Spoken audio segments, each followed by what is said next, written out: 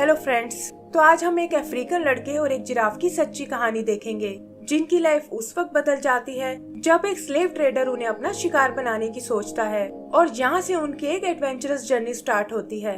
तो ये movie Africa के एक कंट्री सूडान से शुरू होती है जहाँ हम कुछ गुलामों को बंधे हुए देखते हैं। इनमें 2 बच्चे भी शामिल हैं, एक लड़का मैकी और दूसरी उसकी फ्रेंड सूला। ट्रेडर्स उनके गांव को जलाकर उन्हें अपने साथ ले आए हैं ताकि यूरोप में उन्हें गुलाम बनाकर बेच सकें। और इनका मास्टरमाइंड है मोरेनो नाम का एक स्लेव ट्रेडर। वो लोग इन पर बहुत जुल्म करते हैं और ये देखकर मैकी डर जाता है। तभी वो देखता है कि उसकी बेड़ियां बहुत बड़ी हैं और वो सूला से भी खुद को फ्री करने को कहता है, लेकिन सूला डर के मारे ऐसा नहीं कर पाती। तब मैकी अकेला ही वहाँ से भागने की सोचता है, लेकिन देखता है कि सामने नदी में तो मगरमच्छ बैठा हुआ है। फिर वो एक दूसरा रास्ता लेता है, लेकिन एक डॉग की नजर पड़ने से मोरेनो को उसके भागने का पता चल जाता है और वो भी डॉग के साथ उसका पीछा करने लगता है। भागते हुए मैकी को एक बड़ा सा पेड़ दिखाई देता है, लेकिन वो देखता है कि उसमें छुपने की कोई जगह नहीं है। वो उस पेड़ से अपनी मदद करने को कहता है और तभी एक फ्रूट के गिरने से उसे जमीन में बना एक होल नजर आता है। मोरेनो वहाँ उस तक नहीं पहुँच पाता और बाद में आने को कहकर वहाँ से चला जाता है। इधर मैकी देखता है कि पेड़ का तना एकदम खोखला है और वो उसके थ्रू एक डाल पर चढ़ जाता है। यहाँ हम देखते हैं कि ये स्टोरी असल में एक बूढ़ा आदमी सुना रहा है और उसके पास मैकी और दूसरे कैरेक्टर्स की पपेट्स भी हैं। आगे वो बताता है कि मैकी उस रात उस पेड़ पर ही सो गया और सुबह वो देखता है कि एक जिराफ वहाँ उसे घूर रही है। उसके साथ उसका बेबी और दूसरे जिराफ भी हैं और मैकी उस बेबी जिराफ को देखकर बहुत खुश होता है। इधर मोरेनो भी दूर से उसे देख लेता है और कहता है कि अब तुम मुझसे बचकर नहीं जा सकते। यहीं हम एक अरब सौदागर हसन को देखते हैं जो इजिप्ट के पाशा के लिए एक जिराफ पकड़ने आया है और वो भी मैकी और मोरेनो का पीछा करने लगता है। मोरेनो देखता है कि मैकी एक तालाब में जिराफ के साथ खेल रहा है और वो उसे वहाँ से बाहर आने को कहता है। ममा जिराफ मोरेनो को रोकने की कोशिश करती है, लेकिन वो उसे शूट कर देता है और ये देखकर मैकी और उसके बेबी को बहुत दुख होता है। तभी वो सौदागर हसन वहाँ आता है और मोरेनो ये कहकर चला जाता है कि वो एक दिन इसका बदला जरूर लेगा। हसन मैकी को अपने गांव वापस जाने को कहता है और बेबी जिराफ लेकर अपनी जर्नी पर निकल जाता है।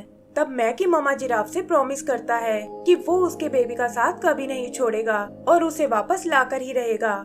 वो छुपकर हसन का पीछा करने लगता है और जल्दी ही वो जंगल से निकलकर एक रेगिस्तान में आ जाते हैं। हसन भी जानता है कि मैकी उसके पीछे आ रहा है और इसीलिए वो उसके लिए थोड़ा पानी छोड़ता है और देखता है कि वो हार मानने को बिल्कुल तैयार नहीं है। थोड़ा और आगे जाने पर मैकी की हालत खराब होने लगती है और तब हसन उसे अपने साथ ले जाता है।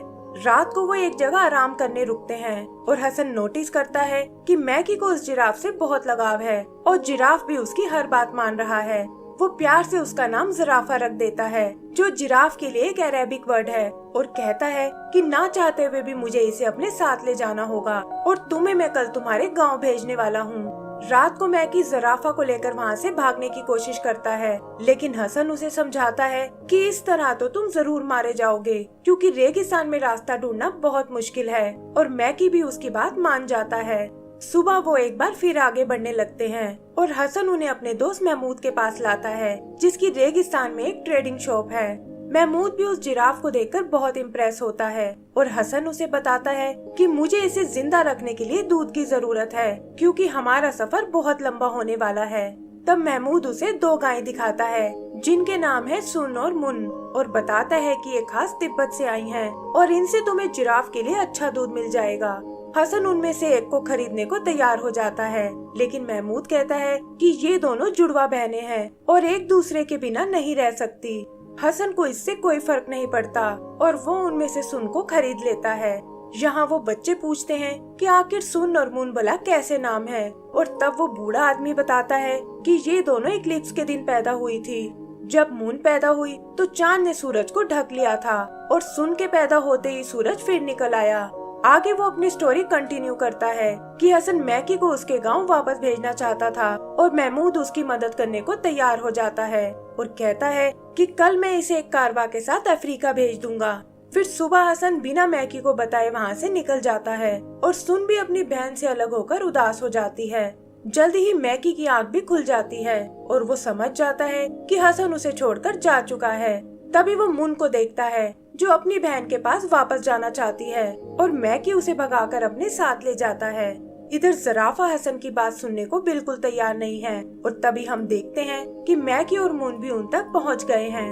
आगे वो लोग इजिप्ट में एंटर कर जाते हैं और हसन भी मैकी को देखकर उसे अपने पास बुला लेता है। वो उसे वॉर्न करता है कि तुम्हारा और ज़राफ़ा का साथ बस इजिप्ट तक ही है और फिर तुम्हें अपने गांव वापस जाना होगा। यहीं वो नदी में मोरेनो को देखते हैं जो खुद भी इजिप्ट ही जा रहा है और उसने अभी भी सूला को बंदी बनाया हुआ है। सूला उसका ध्यान भटकाने की कोशिश करती है और हसन भी मैकी को अपने पीछे छुपा लेता है ताकि मोरेनो यहाँ कोई प्रॉब्लम ना खड़ी करे। फिर जल्दी ही वो लोग इजिप्ट तक पहुँच जाते हैं और मैकी देखता है कि वहाँ तो एक जंग छिड़ी हुई है। पता चलता है कि टर्की इजिप्ट को अटैक कर रहा है और उन्होंने समुद्र के सारे रास्ते बंद कर रखे हैं। यहीं हम हसन के एक और दोस्त मालाटेर को देखते हैं जो अपने फ्लाइंग बैलून से दुश्मनों पर नजर रखे हुए है और वो हसन को वापस आता देख बहुत खुश होता है। फिर हसन ज़राफ़ा को लेकर पाशा से मिलने जाता है और वो भी उसके काम को देखकर बहुत इम्प्रेस होता है। पाशा ज़राफ़ा को फ्रांस के किंग को गिफ्ट करना चाहता है ताकि बदले में वो टर्की से लड़ने में उनकी मदद कर सके, लेकिन सवाल ये था कि आखिर वो उसे फ्रांस तक कैसे भेजेंगे क्योंकि टर्की ने सभी रास्ते बंद कर रखे हैं। किंग इसमें मोरेनो की हेल्प लेना चाहता है, लेकिन हसन कहता है कि वो एक स्लेव ट्रेडर के साथ साथ एक चोर भी है और हमें उस पर विश्वास नहीं करना चाहिए। मैकी भी वहाँ अपनी फ्रेंड सूला को देखता है, लेकिन फिलहाल वो उसकी कोई मदद नहीं कर सकता। तभी हसन को मालाटेर का ध्यान आता है और वो प्लान करते हैं कि हम फ्रांस तक उसके बैलून में उड़कर जाएंगे। मालाटेर भी थोड़ा झिझकने के बाद एग्री हो जाता है और वो वहाँ जाने की तैयारी करने लगते हैं।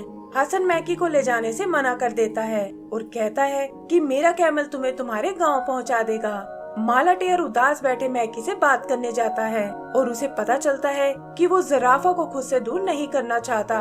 ये सुनकर उसे एक आइडिया आता है और वो एक पुतले को कैमल पर बिठाकर मैकी को घास में छुपाकर अपने बैलून तक ले आता है।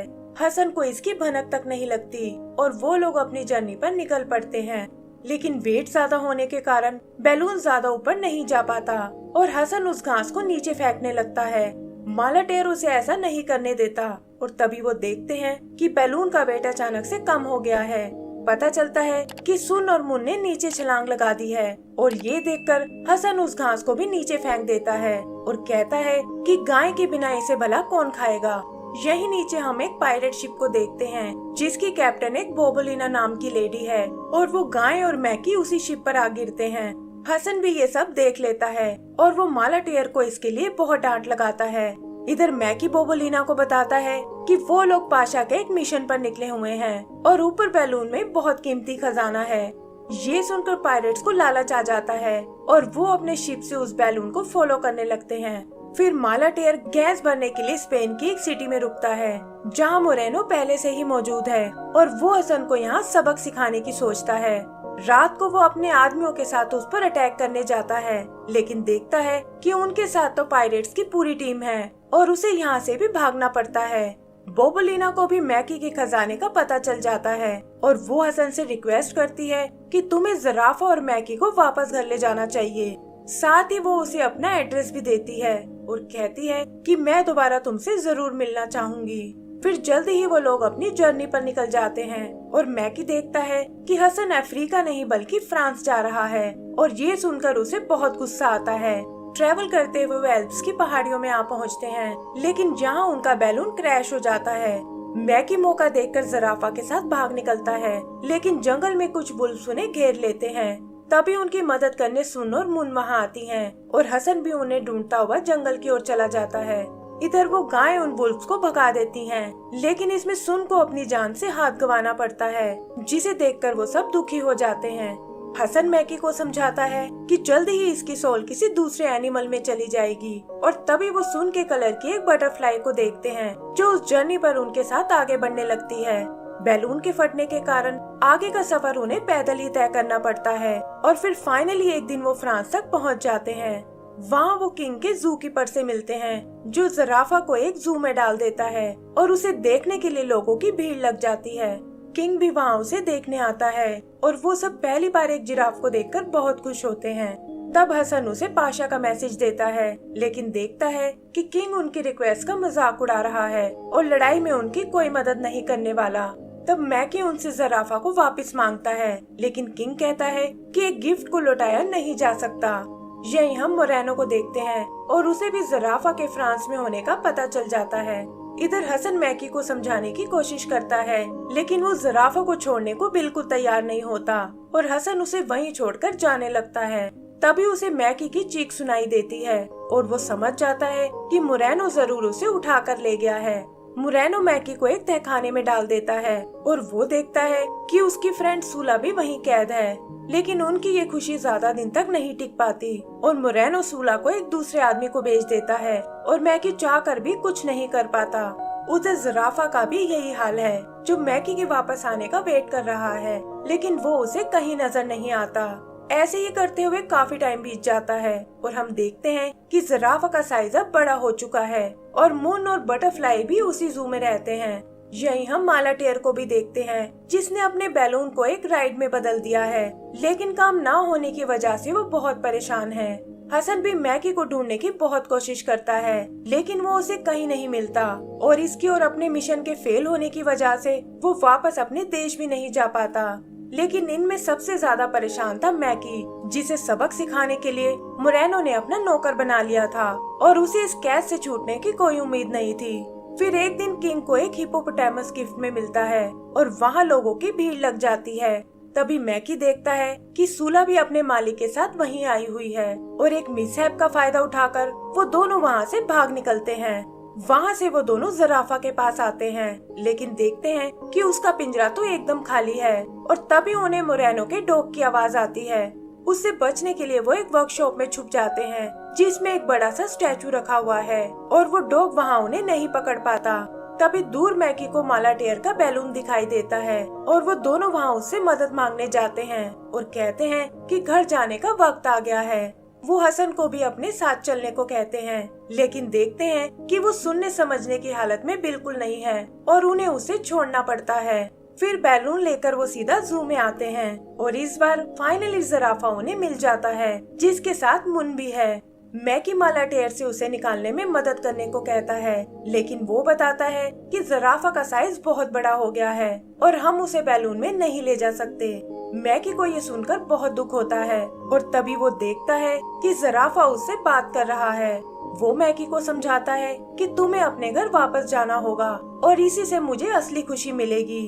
वो उसे अपनी मॉम के दिए वचन से आजाद करता है और बताता है कि मैं तुमसे तुम्हारे सपने में मिलने आऊंगा। तभी उन्हें ढूंढता हुआ मोरेनो वहाँ आता है, लेकिन इससे पहले कि वो उन्हें कोई नुकसान पहुँचा पाए, हसन वहाँ आकर उसे रोक लेता है। फिर वो मैकी को लेकर बैलून की ओर जाने लगता है, लेकिन मोरेनो पीछे से उसे शूट कर देता है और ये देखकर मैकी रोने लगता है। उधर ज़राफ़ा उन्हें भागने का मौका देता है, लेकिन मोरेनो हार मानने वाला बिल्कुल नहीं था और वो उनके बैलून से लटक जाता है। तब मैकी और सूला उसके हाथ पर बाइट कर देते हैं, जिससे वो सीधा नीचे बियर के पिंजरे में जा गिरता है और वो बियर उसे मार डालते हैं। आगे वो बूढ़ा आदमी बताता है कि उन्हें अफ्रीका आने में कई साल लग गए और रास्ते में उनके एडवेंचर के और भी कई किस्से हैं, जो वो उन्हें किसी और दिन सुनाएगा।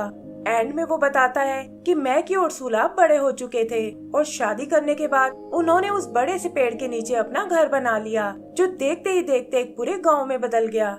ये सुनकर एक लड़का रोने लगता है और कहता है कि हसन को इस स्टोरी में नहीं मरना चाहिए था। तब वो आदमी उन्हें बताता है कि स्टोरी अभी कंप्लीट नहीं हुई है, क्योंकि लाइफ हमें कभी कभी बहुत से सरप्राइज देती है। हसन के साथ भी ऐसा ही हुआ था और उसे एक भला इंसान हॉस्पिटल ले गया, जहाँ से ठीक होकर वो सीधा ग्रीस जा पहुँचा और वहाँ उसने और बोबुलिना ने आपस में शादी कर ली। फ्रांस के जू में नए एनिमल्स का आना इसी तरह चलता रहा और इसी वजह से ज़राफ़ा को भी अपना लाइफ पार्टनर मिल गया। तभी शाम हो जाती है और वो आदमी कहता है कि अब मेरे जाने का वक्त हो गया है। बच्चे भी समझ जाते हैं कि हमेशा की तरह वो अपने कुछ दोस्तों से मिलने गया है, लेकिन किसी ने आज तक उन्हें कभी नहीं देखा। उधर वो आदमी दूर खड़े अपने दोस्तों को देखता है, जो असल में इस स्टोरी के बाकी कैरेक्टर्स हैं, और यहाँ पता चलता है कि ये बूढ़ा आदमी ही असल में मैकी था। और इसी के साथ हमारी ये मूवी खत्म हो जाती है। तो दोस्तों, अगर आपको ये मूवी पसंद आई हो तो प्लीज हमें लाइक एंड सब्सक्राइब करना ना भूलें। Thank you.